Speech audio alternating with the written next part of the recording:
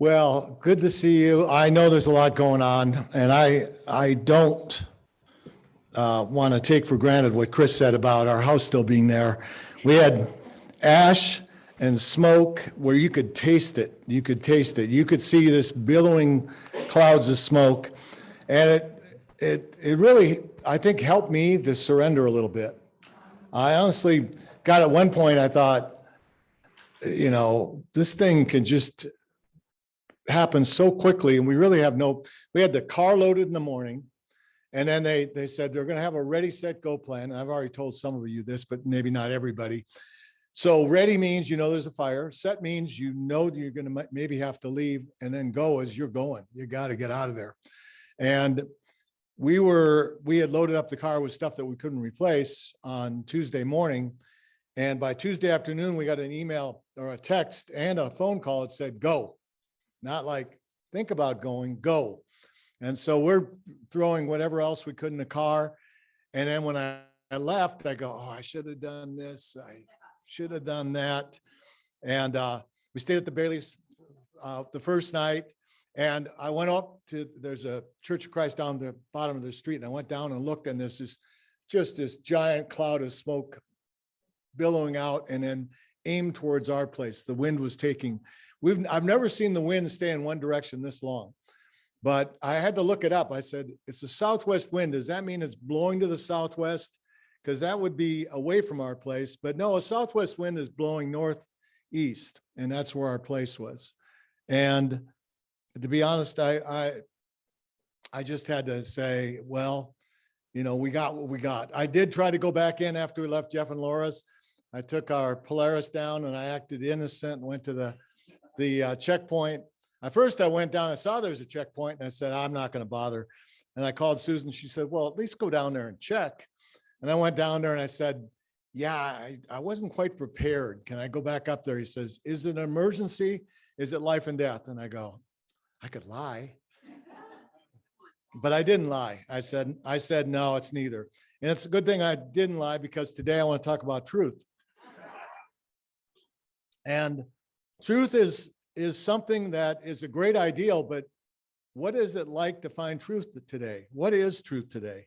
Where is truth today? Yeah, and I grew up at a time where news was news, but I also grew up at a time where I grew up into a perpetual liar. I was a great liar. I was the oldest of 5, so I always had 2 brothers and 2 sisters younger than me that I could blame things on. And my brothers being who my brothers were, I got away with it a lot. There was a time my dad kept, he would take the money out of his pocket, put his coins on his dresser. And I'd wait until he was out in the garage or something, and I'd go in his bedroom and go to his dresser and pick up just a few things, a quarter here, a dime there, spread the coins out a little more so he couldn't tell something was missing. And at one point he said, somebody's taking coins. And he was about to investigate when he opened his drawer. His rare coins were missing. His Liberty had dimes, his Buffalo nickels, his silver dollars. My brothers had went in and got the good stuff and thought they were just coins. But they took this on, and so thunder struck, but it wasn't at me. It was a mess, because he was not happy about that. And but I remember I disliked school. So one time, I remember this very clearly.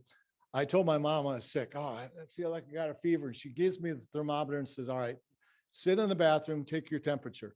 So we're in Minnesota, so the furnace is running and our heater vents are on the floor because heat rises. So I took the thermometer and just held it to the heater vent. I did not know how to read a thermometer. So I just kept it there long enough to where she was about to come in, and then stuck it in my mouth. And she goes, no, not quite.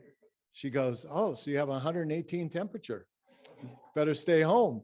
And she goes, you're not getting away with that, Buster. Go get ready for school.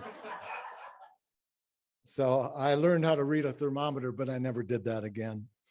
The one thing, I was a liar, but I had a guilty conscience. And a guilty conscience causes you to do one of 3 things.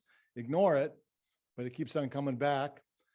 You deal with it, and you stop doing what you're doing, or you make it right. And the last two is what I did. I would stop doing it or make it right, because this like this tormenting thing would just keep picking at me until I made it right. But later on, as I grew up, I continued in that. I lied at work, I lied at home, I lied to friends, and then finally got kind of cured of it because I went in the military, and they don't take lies too well, right, Jeff? They don't like lies. They don't like excuses. That's the same as lying to them. So it straightened me out a little bit, but I did still have that guilty conscience, and I still did wrestle with what was truth, because I could make it sound like the truth, because the best lies have an element of truth in. You want to be a good liar, make sure there's enough when you start your conversation, make sure there's verifiable truth that starts, and then it just kind of wanes out and then comes back to the truth again or something.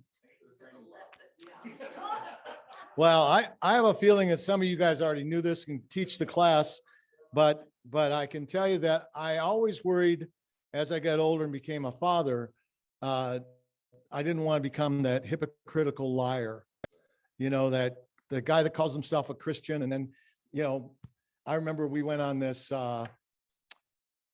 conference in New Orleans, and I could talk, I was a chameleon at one time. I could talk, if people want to talk God, I could talk God, I could talk, Christianity, but I started to see that I wasn't acting that way around other people. So when I finally got it right, I went out to this conference with a bunch of guys that we had talked about God and church and family, and man, they went off the rails. They went into the bad bars and hung out. And I honestly, on that night, went back to the hotel, climbed up on the roof and prayed, because I just heard all the laughter and I just felt so dirty. I just went up and prayed. And, in the 36 years I was in sales, I never had a complaint about ethics. And it wasn't because of me, because I knew who I am, but it happened because of Jesus, the Holy Spirit, my wife. She's got my other part of my conscience. If I don't have it, she has. And then a lot of brothers that taught me the Bible and how to live right. In America, we have a lot of liars, and a lot of it starts at the top. Over the years, we've seen the people we're supposed to look up to, our presidents, our sports figures, the people that are actors and actresses that we look up to, politicians in general, that we put them on a pedestal. We think, oh, they're so great. And especially when it comes to president, that seems like a higher standard. This is somebody that's leading the whole country. And yet time and time again, they get caught in lies. And when they do try to tell the truth, they won't get elected. I don't know if you guys remember a man named Walter Mondale. He ran for president in 1984. He was an honest man. And at one point during his campaign, he said, Reagan won't tell you he's going to raise your taxes, but I will tell you, I'm going to raise your taxes. He lost 49 states. He barely won his own state of Minnesota by just a slim couple thousand people. He got waxed. And then there's somebody that I really don't believe meant it to lie, but it came out as a lie, when Bush Sr. said, read my lips, no new taxes. And that is his theme, but then the Democrats put something together that was unavoidable, and he had to sign it, and it was raising taxes, and he was a one-term president. We call Lincoln Honest Abe. And in reading a book, and I've handed it off to Charles, he was a genuine guy. His ego didn't get in the way. He was about as real as it got. And that's why he was widely hated and widely loved. But in his day, there was no official Secret Service. He had like a bodyguard, but people could sleep in the White House. He called it the people's house. They would sleep in the hallway. And when he got up the next morning, hopefully dressed, he would come out, and there'd be people going, hey, I need a minute of your time. And you can imagine, you wake up and you put on your robe, and there's Mike Bridges laying in the hallway going, hey, I need a couple minutes. And by the way, what's for breakfast, But that's where we've kind of went off the rails, because I think to be an honest politician is really hard right now. I think most of these people go in with great intentions. They want to make a difference. They want to do what's right. But politics is such a snake pit that they get wrapped up and they get minimized. If they're not along with the group that they're part of, they get minimized or ousted.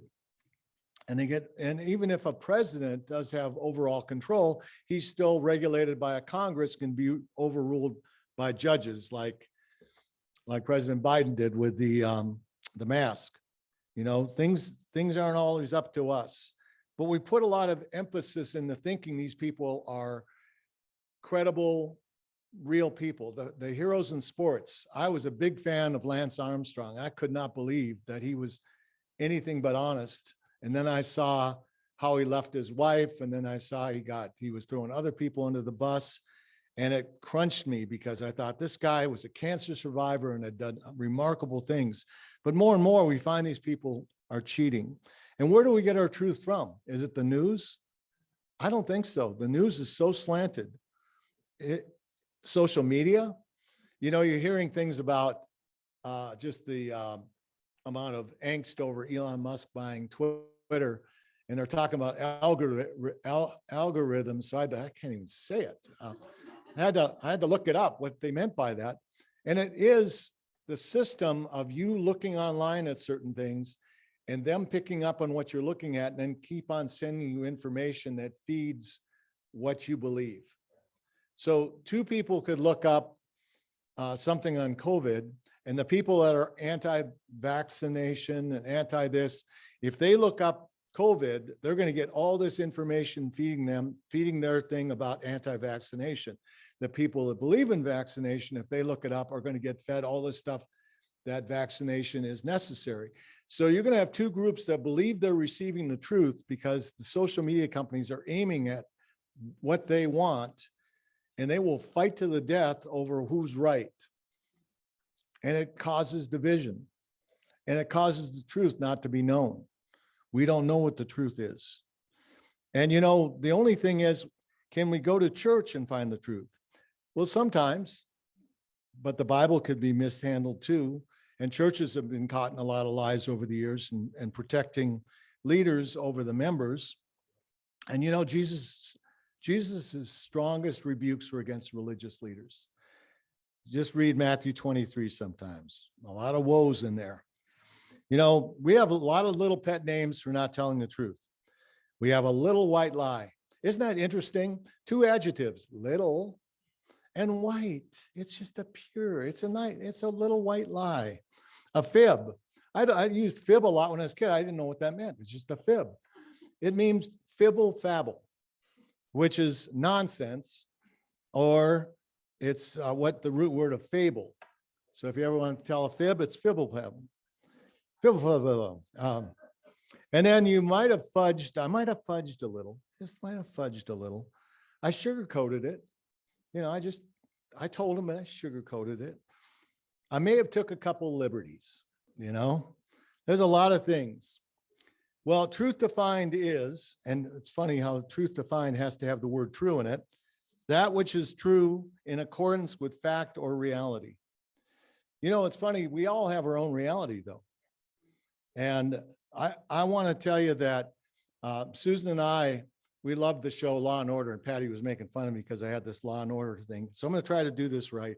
We love Law and Order, but it's, did you hear that? That sound, there's how many different Law and Order shows. That sound just intrigued me, just watching how they catch the guys and then the courtroom thing.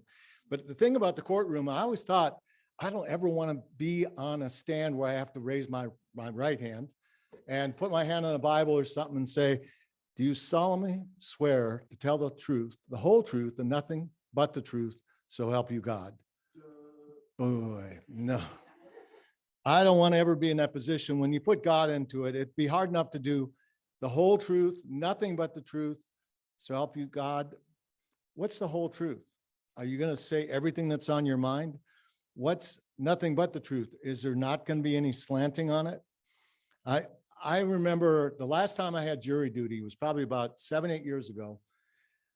And there was a guy that was there that had been caught exposing himself to women and children, others, And so they had all these prospective jurors sitting there, and they say, we want you to look back there and look at this gentleman. He deserves a fair trial. And the lawyer was kind of looking down, didn't want to look up. And the guy was sitting there with a smirk on his face. And the judge asked us one by one, can you give this guy a fair trial without slanting towards the police or witnesses and give this? And I said, no. And he said, what do you mean? He said, well, I grew up to respect authority. I'm going to have a slant towards the police. And he said, you can't do that. And I said, you asked me a question. I'm trying to be honest with you. I'm going to favor the police. And I just glanced at the guy, and he's just kind of like, so the judge said, well, we're going to have to excuse you. Yes. And I thought, that's all right, because I don't want to be around this guy. And I never got invited back. I have not been to jury duty since then. I probably got a little tick in my file that said, no, don't bother with him. But that was honest. I'm going to slant towards that. That's my truth. Now, not that I believe that the police always do things right, but I can tell you, every time I've been pulled over, I deserved it. And if I didn't feel like I deserved it, I knew I had one coming, because I got with a lot of things other than that. The thing about truth is you have to have truth in a relationship. It's essential. If you don't have truth, because truth leads to trust. You have to have trust in a relationship, and trust leads to reliance. You can rely on somebody, and then reliance leads to love. Now, it's not necessarily romantic love. It's just, I can trust you. I love you. I know that I'm secure with you. Imagine a relationship based on love without trust or without truth. How would that work? I love you, but I don't trust you any further than I can throw you. The Bible mentions truth over 300 times, and Jesus talks about truth in many of his teachings. Jesus told the truth even when it put it in danger. In John 8, he tells the truth and people try to throw him over a cliff. But he continues telling the truth. And Jesus, if any of you guys remember a company called E.F. Hutton. Remember what E.F. Hutton said? Yes, you always had this commercial with all these tables and people talking, and two guys are talking, and one of them says, well, E.F. Hutton says, and everybody stops. And it was, if E.F. Hutton speaks, people listen. Well, Jesus says, I tell you the truth, people listen. By the way, E.F. Hutton went out of business in 2019. They stopped listening, I guess. Actually, there's another company that took the name up, because it was around since 1904, is trying to resurrect. If you hear E.F. Hutton coming back to life, it's not because that's that company. Another company bought the name to use it, to rebuild itself. Kingsword or something like Kingsbury. So you're going to hear E.F. Hutton again, but it's not the real thing, not the truth. Jesus says, I tell you the truth, and you listen. So I'm going to read a couple passages, and if you want, you can turn there. They're all in the book of Matthew, but a number of times he says, I tell you the truth. So Matthew 6, it says in verse 2, when you give to the poor, don't be like the hypocrites. They blow the trumpets in the synagogues and on the streets so that people see them and honor them. Tell you the truth, these hypocrites have already received the reward in full. So when you give to the poor, don't give to anyone. Don't let anyone know what you are doing. Your giving should be done in secret. Your Father can see what is done in secret, and he will reward you. Turn over to Matthew 18. And then, like Chris talked about with the songs, and that was clever with the songs, Chris, using the words. But look at 18, starting in verse 2.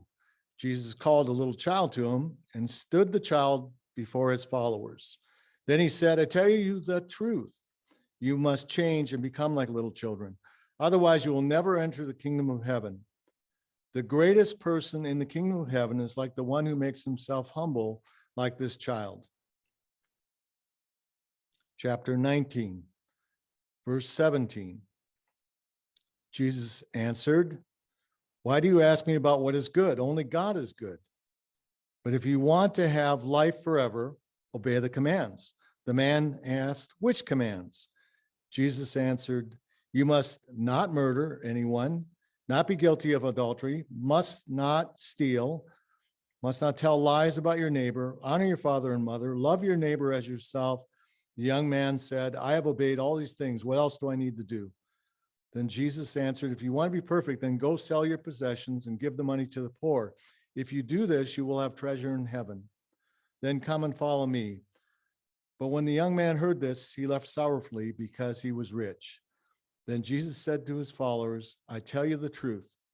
It'll be hard for a rich person to enter the kingdom of heaven. Yes, I tell you that it's easier for a camel to go through the eye of a needle than a rich person to enter the kingdom of God. And finally, 25. In 25, Matthew 25, starting at 33, Jesus talks about the difference between sheep and goat. Sheep doing right by him, goat on the left not doing right by him. Then the Son of Man will put the sheep on his right and the goats on his left. Then the king will say to the people on the right, come, my Father has given you his blessing. Receive the kingdom God has prepared for you since the world was made. I was hungry and you gave me food. I was thirsty and you gave me something to drink. I was alone and away from home and you invited me into your house. I was without clothes and you gave me something to wear. I was sick and you cared for me. I was in prison and you visited me. Then the good people will answer, Lord, when do we see you hungry, give you food, thirsty, and give you drink? When did we see you alone and away from home and invited you into our house? When did we see you without clothes, give you something to wear? When did we see you sick or in prison and care for you? Then the king will answer, I tell you the truth.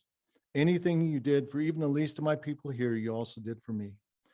Much of Jesus's teaching was about loving, giving, and having honest relationships. You know, sometimes honesty means that we just tell somebody we can't do what we need, that they might need help and we can't do it.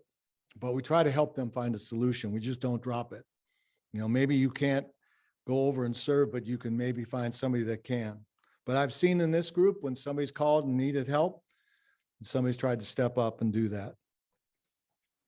And I think that's what it is with us by imitating him, is humbly walking through our life and helping others.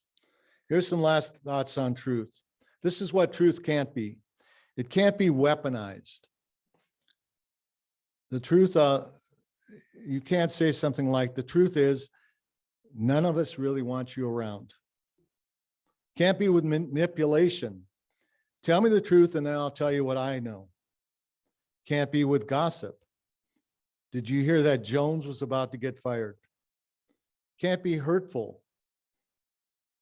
This is Susan's relatives. Billy Sue Baker really doesn't like you. She's with Homer. It can't be divisive. I'm telling you the truth. You can't trust those other people. But what truth should be is open, not stuffed. When we stuff things down because we don't want to deal with something, it actually causes us to later become bitter. It's better times that we just get open about things, how we feel, and deal with it honestly. And when you do that, you can do it lovingly, out of caring. You can also do it gently with a tone of voice, with a touch, with eye contact. You can be devoted. I'll help you. You need to do your part, but I'm not going anywhere. I'll be there for you. And it also can be discretionary. We can't always tell our children or others all the truth because maybe they can't handle it. Maybe it's not best for them. Maybe it would hurt them. But it's not because we're trying to hide something. It's trying to be protective. Sometimes it's just confidential. So in finishing up, I want to read another couple verses. If you turn to Ephesians 4 and verse 20, I'll give you a second. This is what truth should be.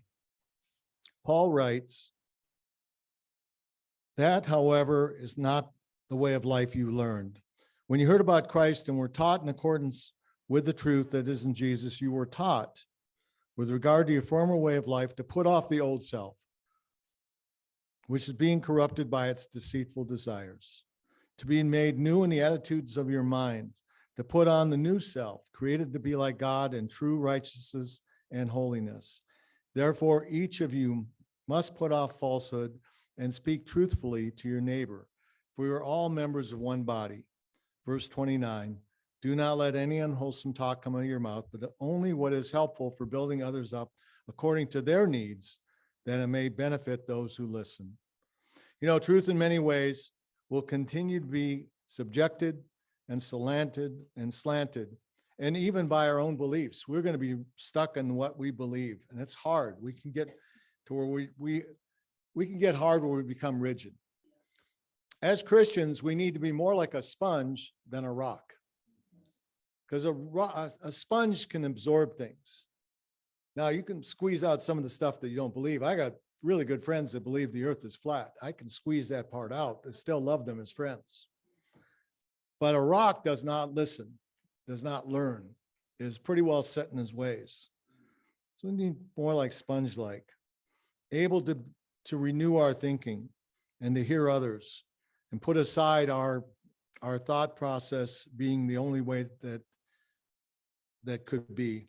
We need a spiritual belief system to base on. And to me, the Bible is the spiritual foundation that we can trust in. The Bible could be confusing. It can be,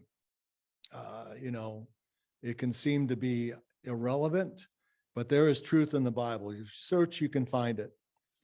And I think that's the only way we can really truly know Jesus, because what else do we have? What else do we have besides the Bible and each other to learn from? You know, the last thing in John 14:6, you can just listen. Jesus answers, I am the way and the truth and the life. No one comes to the Father except through me. He is the truth. He's the way, he's the life. And we need to have truth in this, even if it hurts a little bit. But if we trust each other, we're going to get past it. But thank you for listening. I'm done.